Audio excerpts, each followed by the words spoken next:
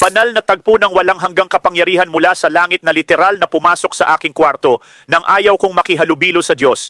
Gising ako ng 5 araw. May ilang babae sa kwarto, isang libra ng iba't ibang droga na halo-halo sa isang kahon lang doon. Literal na namamaga ang atay ko. Halos dilaw na ang mga mata ko. Tulad ng sabi ko, sa 5 araw, ganito na ako. Hindi na ako makatulog dahil sa atay ko. Namamaga ito.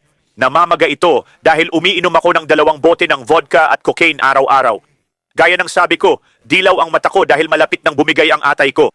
At sa 5 araw na yon, may pumasok sa kwarto. Pare, di ko alam na Diyos pala yon. Akala ko masamang cocaine lang. Pero naisip ko, di ako nakakakuha ng masamang cocaine kasi spoiled ako.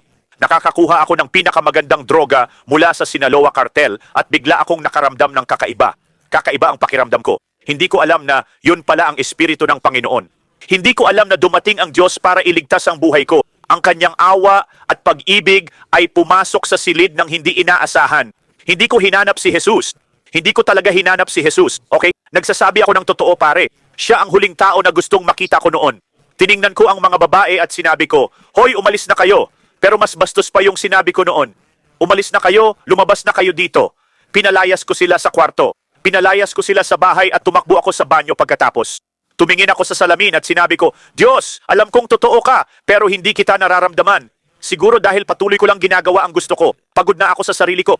Alam kong hindi ka nakikipagkasundo, Diyos, pero kung mailigtas mo ako sa mga bisyo ko, ayoko na mabuhay ng ganito. Hindi ko alam kung sino ka talaga. Hindi ko alam. Hindi ko talaga alam kung paano to gumagana. Buong buhay ko nagsisimba ako.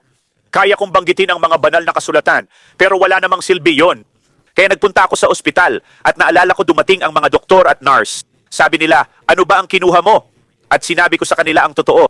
Sabi ko, "Oo, umiinom ako araw-araw sa nakaraang 6 na buwan. 2 malaking bote ng vodka kada araw. Gumagamit ng cocaine araw-araw.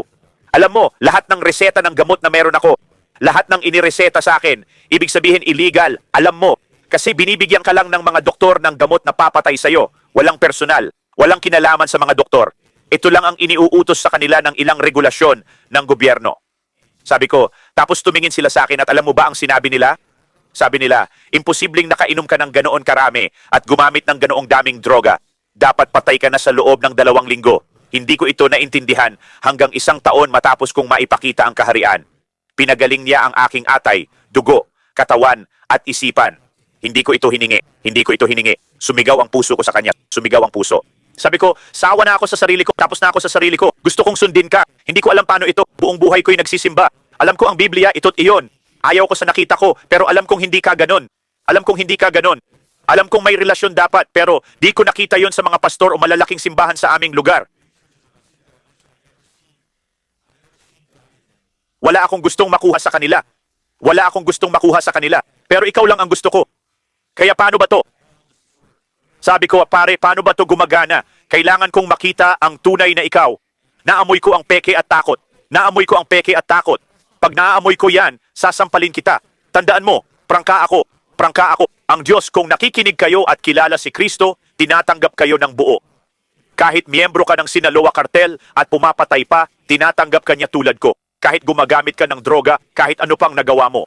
Ang awa ng Diyos ay higit sa paghatol. Yan ang bottom line.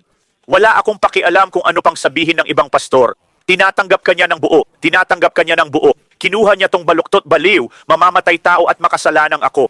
Buong puso akong sumigaw sa kanya. Sawang-sawa na ako kay Eric. Ayoko nang maging ako. Di ko alam paano to gumagana.